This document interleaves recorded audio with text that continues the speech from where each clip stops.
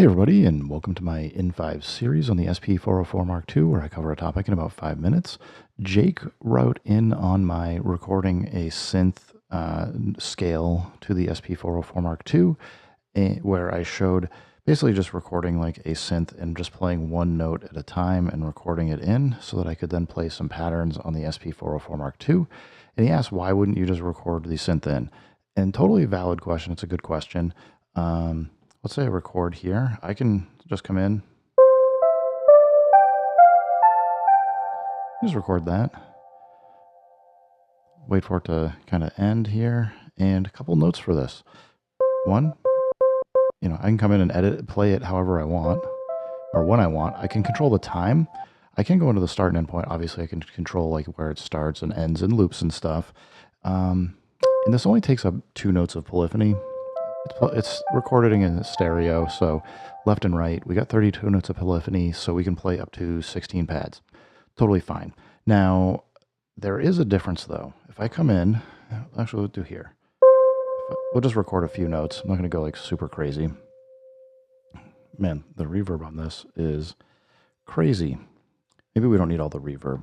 We'll go a little bit less than that. So I'm just recording in a few notes. A difference here that you'll see immediately, and you might be like, well, this is kind of silly doing all this work, is that if I play all 3 of these together, it's going to use more polyphony because each time the note's playing, you can see here, oh, if I turn gate, we'll turn gate off. It's now using 6 notes of polyphony. Each one of these is a stereo track. It's using left and right. So that can be a consideration of why you might not want to record each note as a synth. On the flip side, I've got this. I can only play this unless I start chopping it up and getting multiple samples. Whereas having these different notes, I can play them in different orders now. I could change the time that they're played. And if I record, so if I come in and record to a pattern, we'll go over to a pattern here. Let's just delete this one. Don't need it. I don't know what the BPM is that I just recorded this synth, or these kind of synth sounds at, but well, it's got gate on. We'll turn gate off and try it again. So it's clearly not playing in time with what I've got, which I'm going to have to adjust the BPM here if I want to get it to match or do other things to figure out what the BPM I played it at was. Maybe I even just was playing the notes off of any kind of grid and it would be impossible to get it to a BPM. So this is a very powerful way to have a lot of cool content that you can have in a loop that doesn't take up a whole lot of the polyphony of the system. But I now can't do, there's certain things I can't do to modify it without chopping it up or doing other things. And then you're potentially losing tails. Like you can hear, like there's a very long reverb and like effectively a long release on this note. But with this note, I can now do this, which is come in here and I can record some different patterns.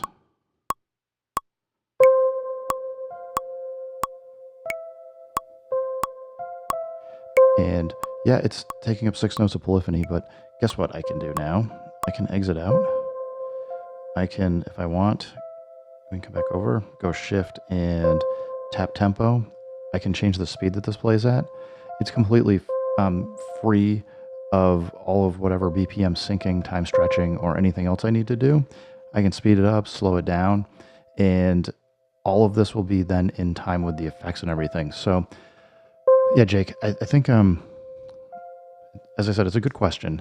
And it's really about trying to take and figure out what you're trying to balance for or optimize for. If you really want to like have like that performance where you're like, I'm going to work with this performance, I'm going to make it work.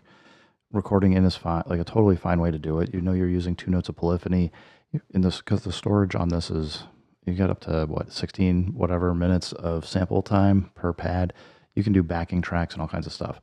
Whereas here, doing it where we're recording into a pattern, it is just different. So, but it's going to be decoupled from the tempo. So you can adjust the tempo and those notes are different. So I can play a completely different pattern. Like let's say I want to play some scales here.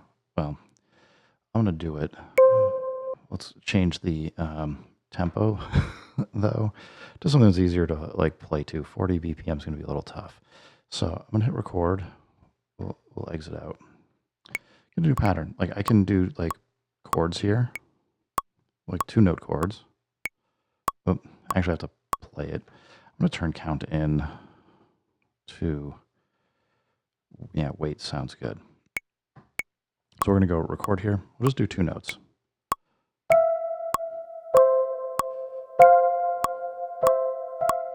So I now have like a completely different pattern. I'm just using the exact same 3 notes.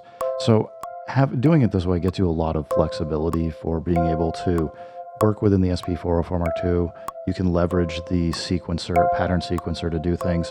I can go into like TR rec mode and go edit where the notes are and make adjustments if I want to for like how the chords sound. I can still pitch them up. I mean, they're playing here. If I want to exit out all the way, we can still go hit record. It's waiting for us to start. I'm going to hold enter. We'll just tap this pad. I can still go. Can I get into chromatic? I'm pretty sure I can.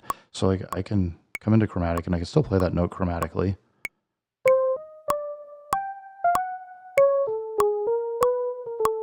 It sounds weird because it's doing all kinds of time stretching and stuff, but that might be like a different sound you can get. So you can use the same samples and do like lots of cool stuff. Anyway, I think that's more than enough why you might want to do this. I hope this helps you out.